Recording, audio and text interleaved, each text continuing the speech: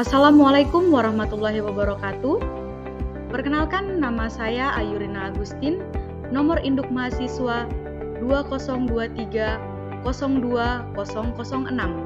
Prodi Teknologi Informasi, mahasiswa ekstensi semester 1, STIMIK Kreatindo Manokwari.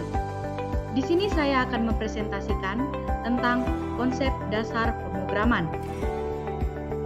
Yang pertama adalah gambaran umum tentang pentingnya pemrograman dalam teknologi dan informasi. Konsep dasar pemrograman di sini adalah senjata utama untuk membangun berbagai jenis sistem yang ada di dunia ini. Misalnya, website, aplikasi, sistem operasi, dan perangkat teknologi lainnya. Namun, banyaknya pilihan bahasa pemrograman justru malah membuat bingung mereka yang ingin belajar. Maka tidak heran jika banyak yang mengurungkan niatnya belajar bahasa pemrograman.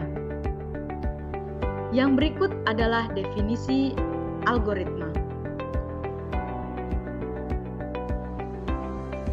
Algoritma adalah metode atau langkah yang direncanakan secara tersusun dan berurutan untuk menyelesaikan atau memecahkan permasalahan dengan sebuah instruksi atau kegiatan.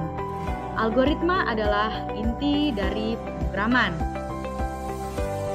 Yang berikut adalah karakteristik algoritma yang baik, yaitu masukan, keluaran, dan deterministik. Algoritma harus jelas dan dapat dijalankan dengan langkah-langkah tertentu.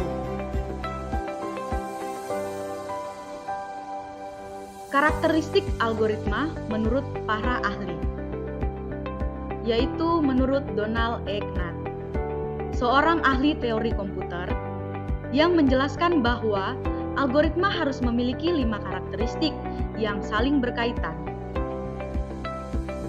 dan yang harus dipenuhi dalam pembuatan algoritma, yaitu yang pertama adalah keterbatasan, yang berarti algoritma harus berhenti setelah menyelesaikan sejumlah langkah yang terbatas dan mencapai tujuan akhirnya. Program yang tidak pernah berhenti dan terus berjalan tidak memiliki algoritma yang benar. Yang kedua adalah kepastian, yaitu setiap proses dalam algoritma harus didefinisikan dengan jelas dan tidak ambigu untuk memastikan tidak ada kesalahan dalam menghasilkan output.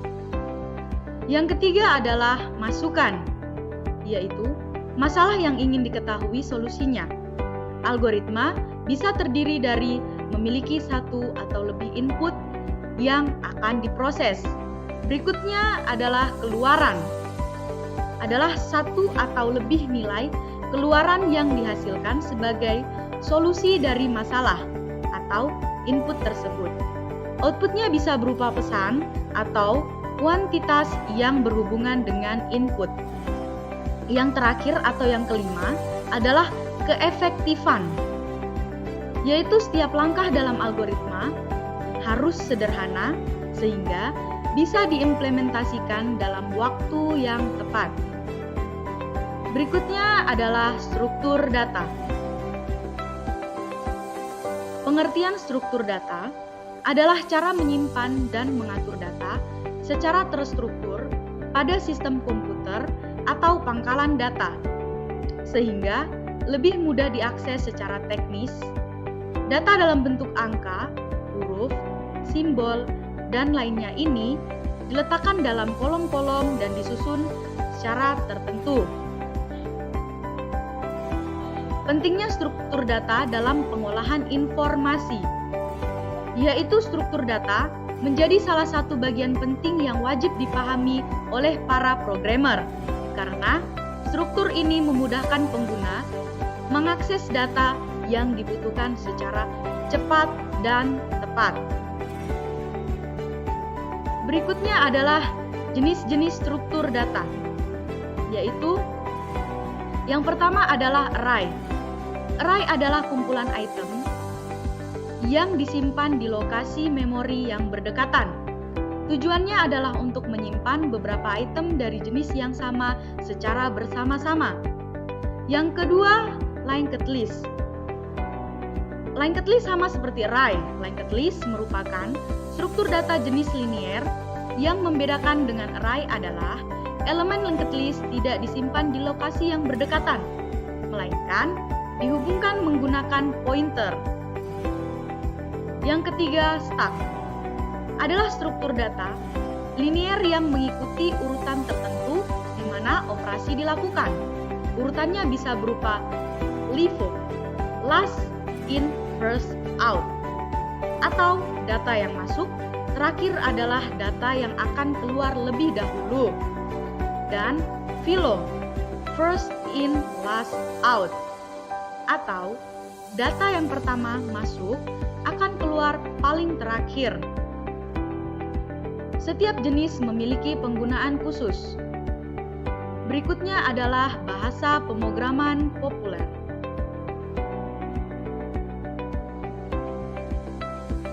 Contohnya yaitu yang pertama adalah Python. Python merupakan bahasa yang sering disebut sebagai bahasa multiguna karena bisa dipakai untuk berbagai jenis sistem. Tapi kebanyakan Python dipakai untuk membangun machine learning, artificial intelligence, big data, dan robotika. Berikutnya adalah Java. Contohnya untuk membuat pop-up notifikasi, pesan konfirmasi, bahkan game sederhana di halaman web atau website. Yang ketiga adalah C++.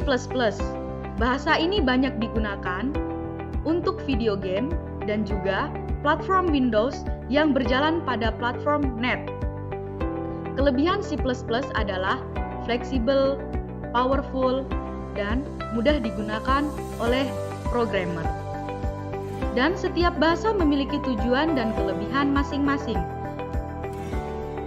Berikutnya yaitu kelebihan Python. Yang pertama adalah mudah dipelajari. Yang kedua, sintaksis yang bersahabat. Yang ketiga, kaya pustaka. Python cocok untuk berbagai jenis proyek. Berikutnya adalah Python versus bahasa pemrograman lain. Python seringkali lebih produktif dalam pengembangan perangkat lunak. Contoh perbandingan dengan bahasa pemrograman lain. Di sini saya memberikan contoh Python dengan Java. Mengembangkan aplikasi dengan menggunakan bahasa pemrograman Python tidaklah memakan banyak waktu ketimbang dengan bahasa pemrograman Java. Karena Python adalah bahasa pemrograman tingkat tinggi atau high level. Maka, bahasa pemrograman yang ditulis dengan menggunakan Python akan lebih sedikit ketimbang dengan bahasa pemrograman Java. Yang berikut adalah keterbacaan kode. Python memiliki kode yang mudah dibaca. Kode Python umumnya lebih singkat dan jelas. Selanjutnya adalah Python memiliki ekosistem pustaka yang luas. Anda dapat dengan mudah menemukan pustaka untuk hampir setiap kebutuhan. Contoh penggunaan. Pasti sudah tidak asing lagi dengan Netflix atau Spotify kan? Ya, Netflix dan Spotify adalah contoh platform yang memanfaatkan Python dalam analisis data. Netflix akan memberikan rekomendasi film, sedangkan Spotify memberikan rekomendasi lagu kepada user. Spotify menggunakan modul dari Python, yaitu LiuGi yang dikombinasikan dengan Hadoop untuk mengolah data yang sangat besar. Spotify juga mengkombinasikan LiuGi dengan algoritma machine learning dalam menjalankan fiturnya seperti radio dan discover, serta memberikan rekomendasi orang yang ingin kamu follow. Berikut adalah analisis data. Di sini studi kasusnya adalah analisis data menggunakan Python, yaitu menampilkan angka acak antara 0 sampai 20. Di situ kita mengimpor modul random, yaitu import random. Setelah itu kita memasukkan angka acak, yaitu print random. Di situ 0 sampai 20, 0,20, atau menampilkan angka acak antara 0 sampai 20. Di situ saya sudah coba menggunakan Python, yaitu munculnya 2. Anda juga bisa misalnya mencari angka acak antara 0 sampai 100. Nanti di situ tinggal masukkan sama seperti contoh yang ada di layar. Terus kita lihat dari angka acak antara 0 sampai 100 itu keluarannya berapa. Berikutnya adalah kecerdasan kelebihan Python dalam bidang AI. Yang pertama adalah mudah dipelajari dan digunakan. Yang berarti Python memiliki sintaksis yang sederhana dan mudah dipelajari oleh pemula dalam pemrograman. Selain itu, Python juga memiliki banyak library dan framework yang memudahkan developer untuk membuat kode yang lebih efisien dan cepat. Yang kedua, fleksibel dan multi-platform. Python dapat dijalankan di berbagai platform, termasuk Windows, Macintosh, dan Linux. Dan juga dapat berjalan pada berbagai perangkat keras seperti desktop, server, hingga perangkat keras mobile. Yang berikut adalah memiliki library yang lengkap, yaitu Python memiliki banyak library dan framework yang mendukung pengembangan AI dan machine learning, seperti TensorFlow, PyTorch, dan Scikit-learn, yang menyediakan fungsi-fungsi untuk memproses data, membuat model AI, dan machine learning. Yang terakhir adalah komunitas yang aktif, yaitu Python memiliki komunitas yang aktif dan besar yang memungkinkan para developer untuk bertukar informasi dan mempelajari teknik-teknik terbaru dalam pengembangan AI dan machine learning. Berikutnya adalah kesimpulan. Kesimpulan, pentingnya algoritma, struktur data, dan kelebihan Python dalam teknologi informasi. Dengan menggunakan algoritma, kita dapat memecahkan masalah dengan cara yang lebih terstruktur dan sistematis, sehingga memudahkan kita dalam mencari solusi. Membuat progres pemrograman yang mudah, struktur data dapat digunakan untuk membuat perintah melalui bahasa pemrograman secara mudah. Menyimpan dan mengatur data. Manfaat penerapan struktur data, yakni kamu lebih mudah menyimpan dan mengatur data secara efisien dan terorganisir. Pertukaran data menjadi lebih mudah karena kamu bisa membagi informasi dengan cepat antar aplikasi.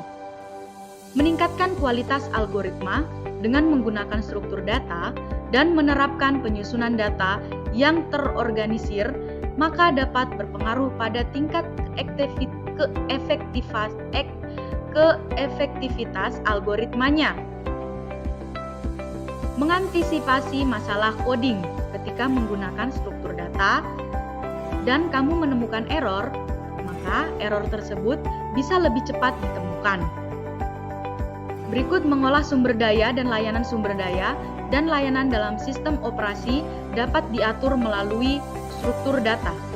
Struktur data tersebut biasanya membuat manajemen direktori file, alokasi memori, dan masih banyak lagi. Pengindeksan struktur data dapat digunakan untuk mengindeks objek yang disimpan pada database. Searching index yang terdapat pada struktur data dapat mempercepat proses pencarian data tertentu. Skalabilitas struktur data digunakan untuk mengalokasikan serta mengelola penyimpanan data di seluruh lokasi penyimpanan, sehingga sebuah aplikasi big data dapat terjamin performa dan kemampuan upgrade-nya. Python sering dibandingkan dengan bahasa pemrograman lain, seperti JavaScript, Perl, dan Smalltalk. Namun, Python memiliki keunggulan dalam segi bahasa. Sintaksis pada Python langsung dibangun ke dalam sebuah bahasa yang mudah untuk dibaca dan memiliki pengetikan yang runtime, yang memungkinkan Python beroperasi lebih cepat dari bahasa pemrograman lainnya. Selain itu, keserbagunaan yang dimiliki Python menjadi alasan penting bahasa ini banyak digunakan. Sebagai sebuah bahasa pemrograman, Python mudah untuk diimplementasikan pada berbagai proses seperti otomatisasi tugas, menganalisis, dan memvisualisasikan data, serta membuat dan mengembangkan sebuah program. Sekian presentasi dari saya. Mohon maaf bila ada kekurangan. Wabillahi taufiq wal hidayah. Wassalamualaikum warahmatullahi wabarakatuh.